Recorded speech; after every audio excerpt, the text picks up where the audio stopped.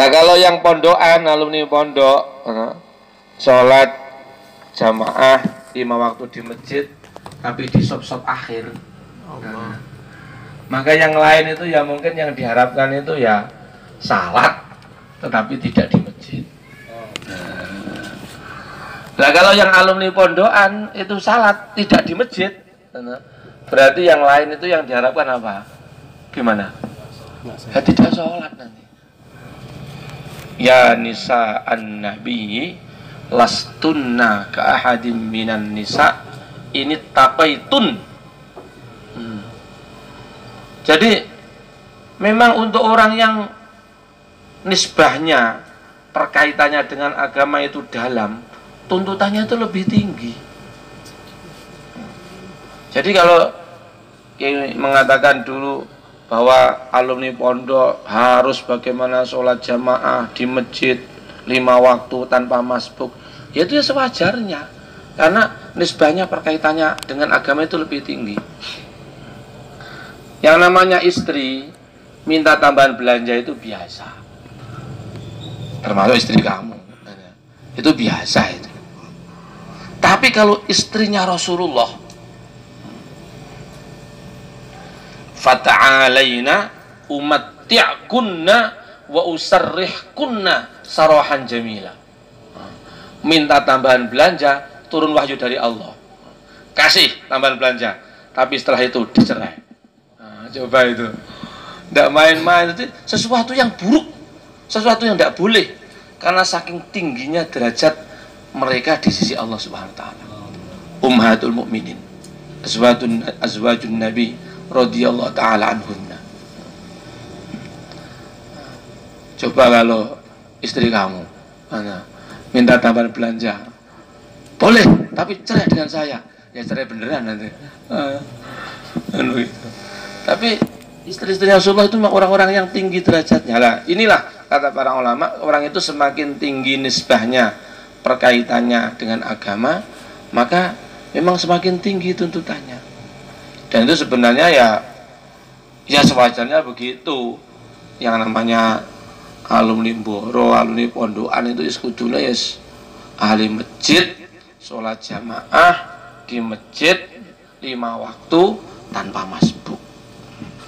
Kemudian yang kedua, bagaimana semua alumni itu menjaga amalan ayatul hirzi.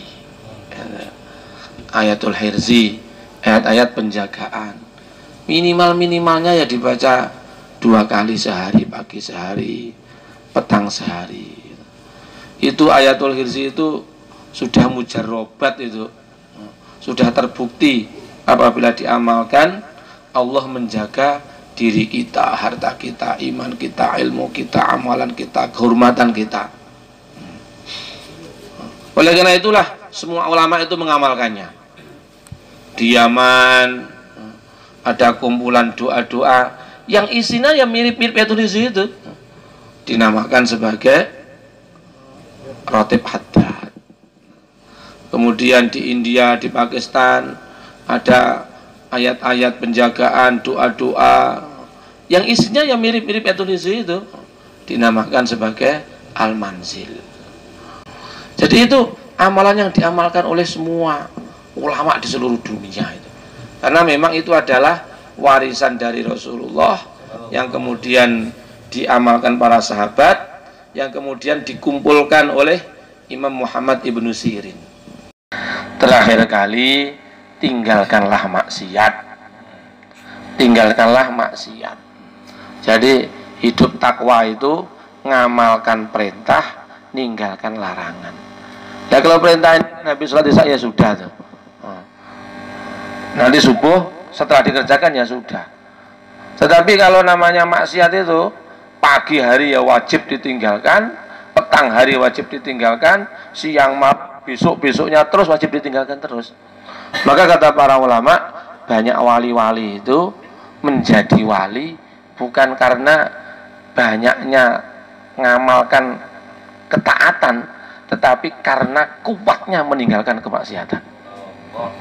Karena kuatnya meninggalkan kemaksiatan, maka maksiat itu betul-betul harus kita tinggalkan itu. Nah, supaya mudah meninggalkan maksiat, tinggalkanlah perkara yang mendekatkan kepada maksiat. Kalau kita tinggalkan perkara yang mendekatkan maksiat, nanti akan mudah meninggalkan maksiat. Tapi kalau kita sibuk dengan perkara yang mendekatkan kepada maksiat, nanti khawatir lama-lama jatuh kepada maksiat. Maka kalau kamu pergi di Jawa itu kan ada tergandeng. Tergandeng itu apa tulisannya? Awas, jaga jarak. Awas, jaga jarak. Jaraknya pun dijaga. Bukan tulis awas jangan nabrak. Jelas itu. Nah kalau jaga jaraknya dijaga, maka insya Allah nanti tidak akan nabrak. Nah, perkara yang mendekatkan kepada maksiat, itulah yang disebut sebagai malayakni, perkara yang sia-sia. Maka dalam hadis disebutkan min husni islamil mar'i tarkuhu malayakni. Sempurnanya agama seseorang itu kalau meninggalkan perkara yang sia-sia. Ninggalkan yang sia-sia, mudah meninggalkan maksiat.